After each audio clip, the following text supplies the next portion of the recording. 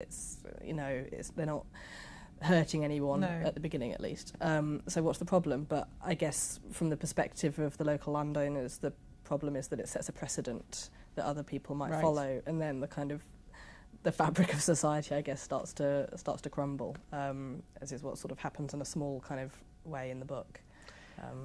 There's a question that's come in, which I think maybe in a sense you've answered already. Was it intentional to make Yorkshire so integral to the book? I love the sense of place. And that's from Christine Haswell. Hello, Christine. Yes, it was always going to be set in Yorkshire. Mm-hmm. From the opening lines that I wrote on the train. I always knew that it was going to be there. So yeah, I couldn't have. I mean, I hope to write books about a number of different places Yes. over my career, but It's I not think the beginning of a Yorkshire trilogy. no, it's not. But I think I was always going to write my first book about Yorkshire because it's a place that I know very well, and it also has such a strong literary heritage. Of course. And actually, I wanted to ask you about. I read that you were quite informed by Ted Hughes, and of course, you quote him in your preface, and perhaps you can say a little bit about that. Yes, I was a little bit. I actually. It's a funny situation because I came up with the name Elmet sort of halfway through writing, and I came up with it because of it's the name of the old Celtic kingdom, Brittonic kingdom in that part of the world, and then because I decided on the title Elmet, I kind of Googled it, and then came to Ted Hughes came to Ted Hughes that way. Yeah. So I thought, I better read these poems, and then of course they did start to influence my writing and inform my kind of. My prose, I think, although he's writing poetry, but it kind of happened sort of later on in the project, which I think is fine. I think it's important to take on influences and adapt your writing as you go. If it's going to improve it, yeah. Yes, and I think also I read that you were quite influenced by Cormac McCarthy, although obviously not a Yorkshireman, but writing about the same sort of slightly desolate. Not a Yorkshireman, but I mean he writes westerns, and right? So and he's writing about the same kind of themes, people versus land and landscape, and the individual versus community, and how that kind of pans out. So I was very influenced by him. I don't think Elmet's quite as violent as Cormac McCarthy. I mean, he really goes to some dark places, But yes, I was kind of very captivated by his very spare prose style and the way that he kind of wrestles with these grand themes in a very local setting. Yeah. A question's come in from Nat Solak. Do you have any advice for new writers? Yes, I'd say just keep going. I mean, I know that sounds very, very simple, but the only way that you're ever going to produce a book is by just sort of plodding along. I mean, some people can sit down and write, a novel in 6 weeks. I don't know how they do that. This took me 3 years of hard graft, and I would sometimes, write 100 words in a week and beat myself up because I'd not written enough. And then at other times I would write a lot more than that in an afternoon. So I think the key to completing the project is just being kind to yourself and knowing that it will take time. And I'd also say read as much as you can, of course. So you're not an advocate of the kind of 500 words a day between 9 and 12 in the morning? No, that definitely works for some people. I am not somebody who copes well with that kind of routine. I just have to do things as and when I have an idea, and try to be flexible in my approach. Because you're still working in your bookshop. I am, yeah. In York, and you're studying, so I mean, it must be tricky. Yeah, the studies are on hold at the moment because this year's just been far too busy. But I am still working usually 1 day a week in the bookshop, which I really like. I think it's important for writers to have something other than writing in their life, and for me it's the bookshop. Interface with other people. Exactly, it's very important, yeah.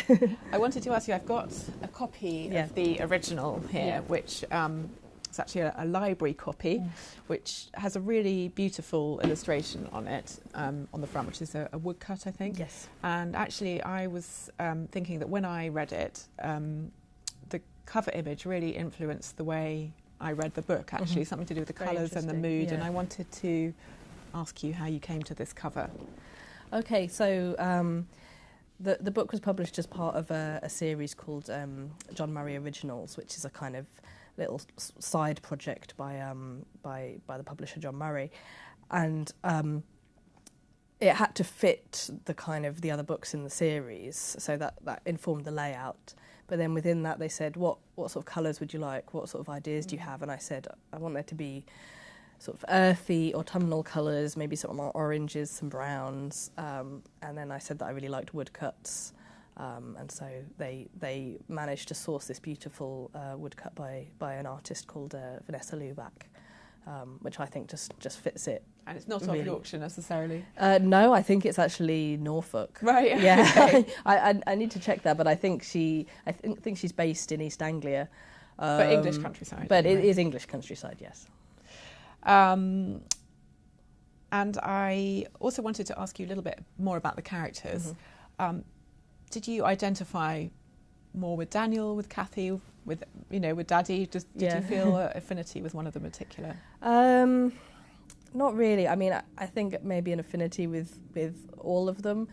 The way that I see those three characters is that they're all sort of incomplete when they're on their own, and they they sort of need each other to form a full kind of person, I suppose. Not to say that they can't cope alone, but they're they're all so different, and they're all so curious about each other that they really kind of need to be a trio. And for that reason, I think I identify with bits of all of them. Probably not so much Daddy, because he's just so physically different from me. And the role of sort of gender is interesting in the book, in that Daniel is sort of, I don't know if he's effeminate, but he's a sort of delicate, non-violent, nature-loving person. With Cathy, sort of stronger, in a sense, more masculine. Yeah. And is that something that kind of was an important subject matter? Yeah, definitely. It was something I wanted to play with. I mean, so much of the book is about what it means to own a piece of land, but it also is about what it means to own a body, and to inhabit a body. And these are all people who are kind of working out how the particular body that they have informs their behaviour and informs how they're perceived by the world. So that's true of Daddy, who's this kind of like giant, sort of enormous masculine man. He is judged in a certain way.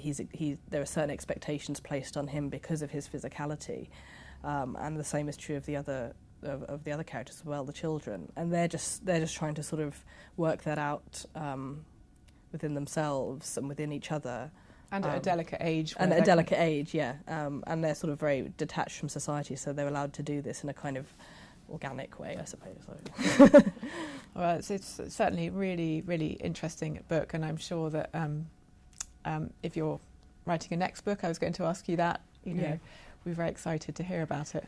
Yes, I am writing another one. It's not finished yet, and I have to say it's very, very different in style and tone, but it also looks at issues of land ownership and bodies and gentrification. So, yeah. Can you tell us when it's set or where? It's contemporary, and it's I'm afraid to say for my Yorkshire readers, I'm afraid it's set in London, the dreaded London. Well, we're all very excited about that and look forward to reading it as and when. Thanks so much, Fiona. Thank you. Okay.